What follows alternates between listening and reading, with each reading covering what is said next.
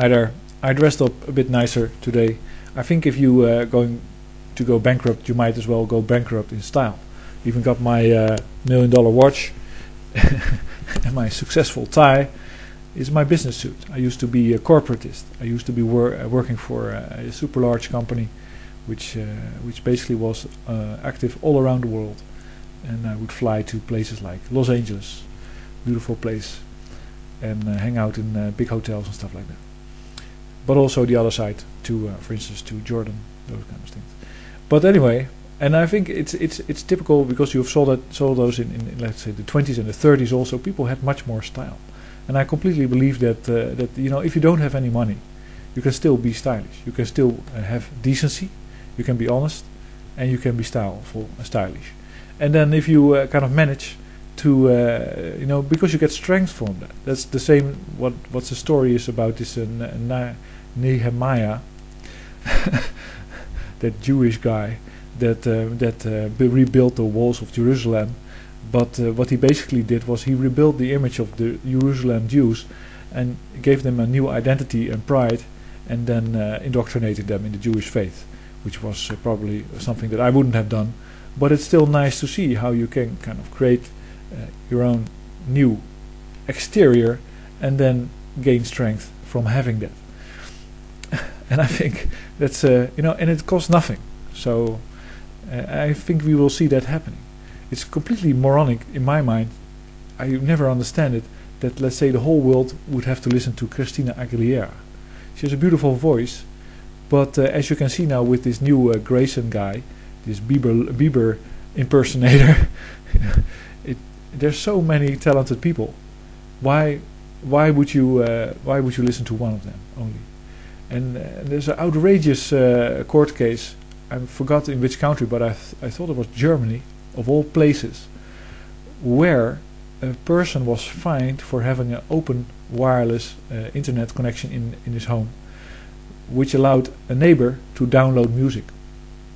So now, because he had an open wireless connection, his neighbor could download music, and that's illegal.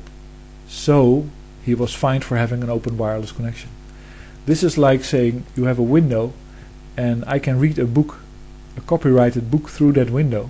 For instance, you leave it in the windowsill, and I stand outside and I watch through your window, and I can read it, and then you get fined for having, let's say, transparent windows in your home. It's ridiculous. Those copyright laws are completely out of hand. And the discussion on patents, it's a different subject than I actually wanted to talk to, is also completely out of hand, because it's no longer about protecting the ingenuity of the individual that kind of wants to exploit it and bring it to market and earn some money. It is actually about monopolies being distributed, and who gets it, who gets the monopoly. It should be immediately abolished, that system, because of course there's no benefit for people if they always have to. First of all, the normal individual like me, if I file for a brilliant patent that can be used in wireless devices or something, I'll probably hear that it's a difficult thing and it takes some time, and in the meantime Apple will patent it, because I don't think that's uncorrupt business. It can't be. There's so much money going around. It's just like the rating agencies. But I listened to Steve Keen and Max Kaiser just now, and of course, and he said some worrisome things about Europe, and of course the big mess with the euro and these competitive devaluations, and then involving the governments, and it's like a plague. It just spreads.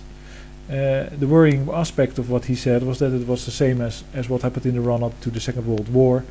Of course, if you got the Weimar Republic and hyperinflation and people being very disgruntled, and basically because the medium of exchange is not really working, you can't have good exchanges.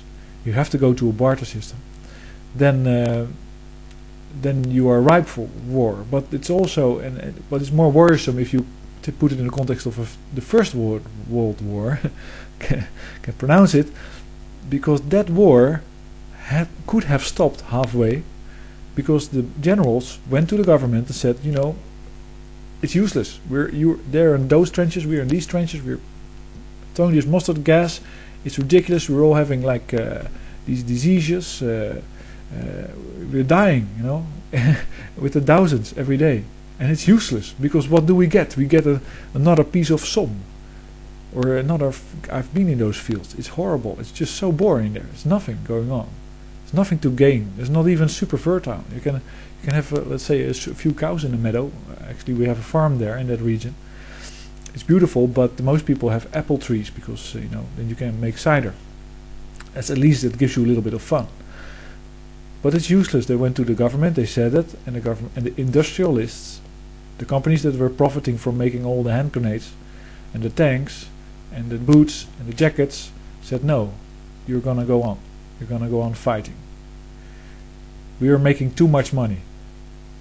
So how would we like it if we kind of see this tennis match between industrialists and bankers, kind of revving up popular frustration until everybody in the world hates each other and we go fight, and then they can produce the guns and the ammunition and the helmets and the boots and all that stuff, and they can be back there at home providing that stuff in safety and security,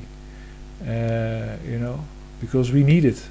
They basically I said it in another video. It's like you have two modes of operation for industrialists.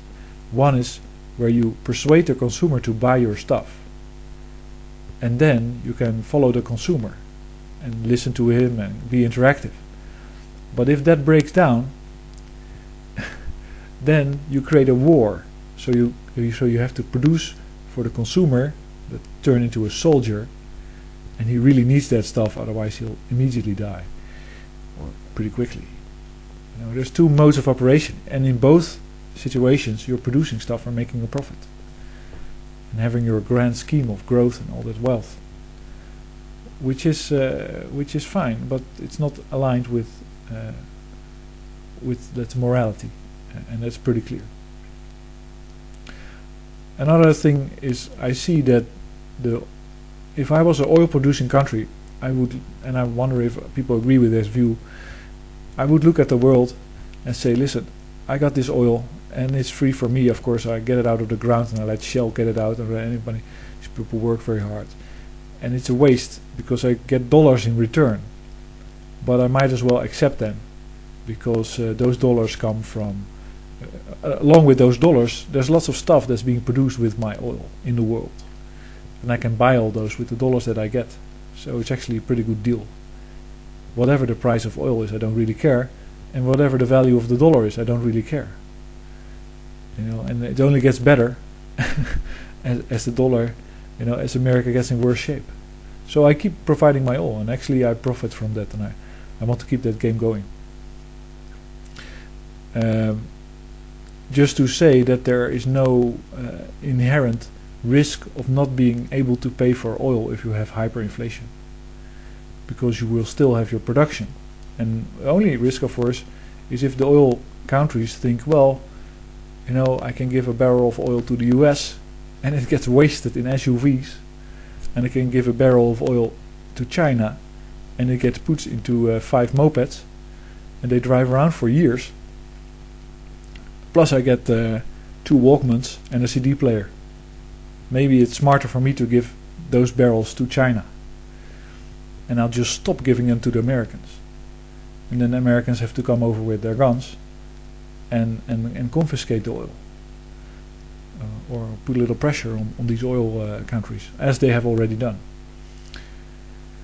And to me, it's either it's stop or go. I think in that aspect, I would say, because you have a U.S. consumer economy that wants to run, and if it cannot run at its full speed, then the myth gets busted, and it will stop. So I think the US has a big interest in just keeping that oil flowing, and so they will, I think, come over with a club at a certain time to make sure that these oil countries don't sell it to a more productive country instead of America. Thanks for listening, and I hope you enjoyed it.